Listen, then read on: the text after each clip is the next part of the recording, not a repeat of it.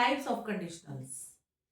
सबसे पहले बात करेंगे जीरो कंडीशनल की। जीरो कंडीशनल में क्या होता है, रियल लाइफ सिचुएशंस आती है, जैसे जनरल ट्रूथ आते हैं, इसमें scientific fact, if you heat ice it melts, ये क्या है हमारा साइंटिफिक फैक्ट है।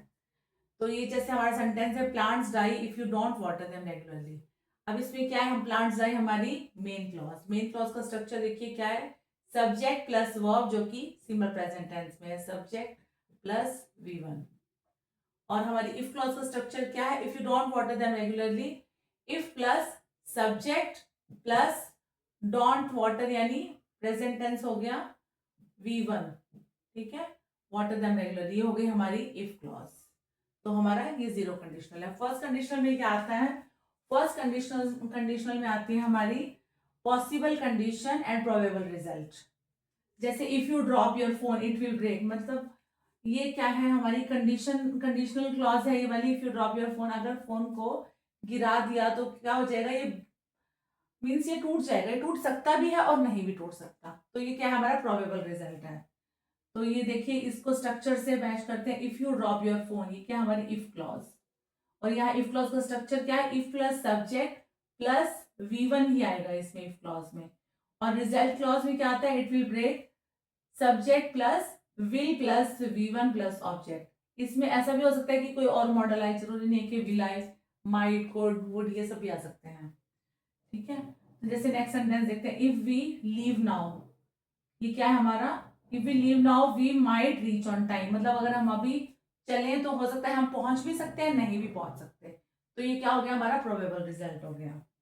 ये हो गई हमारी इफ क्लॉज, और ये क्या हो गई हमारी मेन क्लॉज। वी माइट, तो यहाँ हमने माइट लगाया विल की जगह, तो माइट भी लगा सकते हैं, मतलब मॉडल्स भी लगा सकते हैं हम।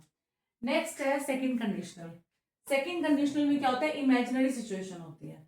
जैसे if I were A chef I would earn a lot of money, कि अगर मैं शेफ होता तो बहुत सारी मनी अर्न करता, लेकिन मैं शेफ नहीं हूँ, ठीक है। तो ये पूरी इमेजिनरी और हाइपोथेटिकल सिचुएशन होती है।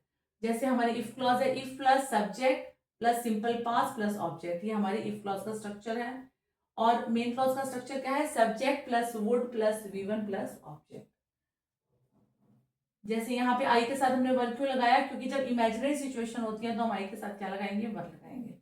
ये हो गई हमारी if clause, I plus simple past, और ये हो गई हमारी main clause, subject plus would plus V1 on V1। If he called me I couldn't hear, ये हो गई हमारी if clause, subject plus past tense, और आई कुडंट हियर, यहाँ कुड भी लगा सकते हैं वुड की जगह। तो ये क्या हो गई हमारी main clause, subject plus could plus V1 here.